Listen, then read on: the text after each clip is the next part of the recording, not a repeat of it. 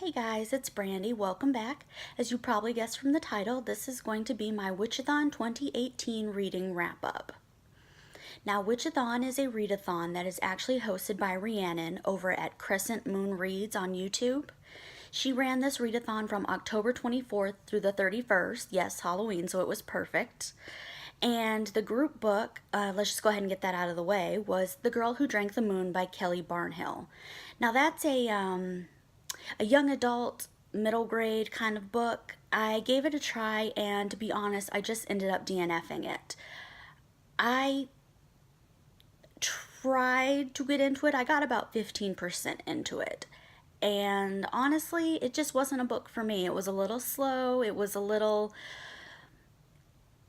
The story just wasn't something that really had me too far into it. I wasn't too immersed. So I decided that I'd put that aside. But hey, I gave it a try. It was just something to give a try to, and I'd like to say I'm going to go back to it, but I really doubt I am. We'll see in the future, but I don't hold your breath for that. Let's go ahead and get into the challenges that we had for this readathon.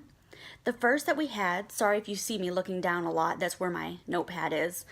The first challenge we had was read a book that makes you warm and happy. And while this may seem a little weird, the book I chose for that was Do or Die by Jen McKinley. This is book 2 in the Library Lovers series.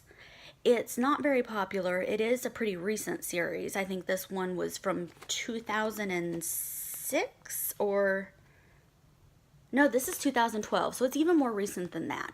But I love this series, and this book was so good, and it actually makes me warm and happy because it's a cozy mystery. It's something simple, and you don't have to think a lot about it, but it's still got its elements of a little bit of romance, a little bit of mystery, a little bit of maybe kind of a thriller, guessing who committed what murder. I really enjoyed this one, so I completed that challenge with this book. The second challenge that we had was to read a book by candlelight. Now, to be fair, the book that I read for this one, I couldn't read by candlelight because my room, wherever I was reading, just wasn't set up for having candlelight going just to read by. So what I did is I had a candle burning pretty much the entire time I was reading this book. And the book that I read for this was Undead Girl Gang by Lily Anderson. Now, this is a book that's been really popular on YouTube, going around for quite a while, and I thought I'd give it a read. I had purchased it a couple months back and saved it specifically for Halloween, just for something like this.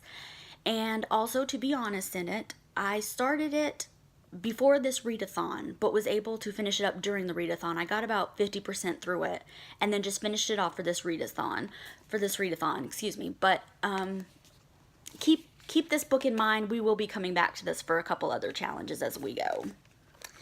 All right. Now, the third challenge was read a spooky horror or thriller book. The book I tried reading for that was Chalkman by C.J. Tudor. This book is a great horror thriller as far as action and suspense, and it's a really good book. But I'm going to be honest with you in this one too. I only got about 25% of the way through it because I focused on some other books in this readathon, and this is just the one that I couldn't get finished. So this one we will still be reading in November, trying to finish it off. But I'm really enjoying it, so I don't mind. It's not a big deal. And if you have a chance, if you like books like this, like it reminds me of Stephen King, reminds me of a little bit like It, in that there's a child group goes around leaving chalk drawings, and then somehow a murder gets entangled to it. So if you like that story, give this one a try. So far I'm finding it really, really good, really well done.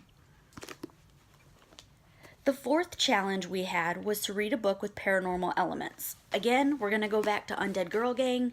As we all know, the girl in this book brings back her friends. They are dead, and they are zombies. So, some paranormal elements in that for you. I thought that would work quite nicely. The fifth challenge was read a book that features your heritage. Again, we're going with Undead Girl Gang. I just can't put this book down, I guess.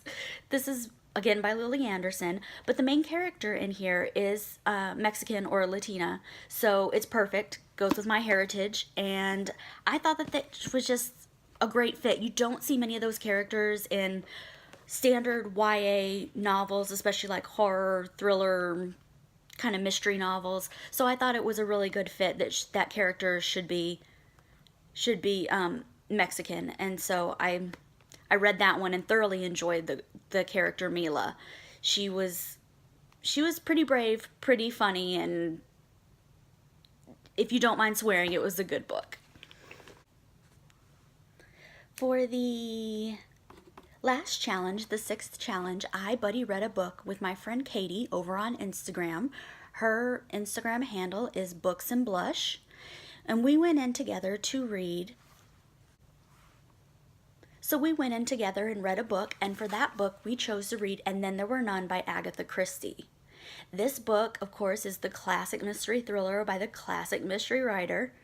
It was a very good whodunit book, and I thoroughly enjoyed this. Not as much as I was hoping to, but I did give it 3.5 out of 5 stars. So, you know, it's definitely something you should read. It's a great read. It just didn't live up to my favorite book of all time, that's all.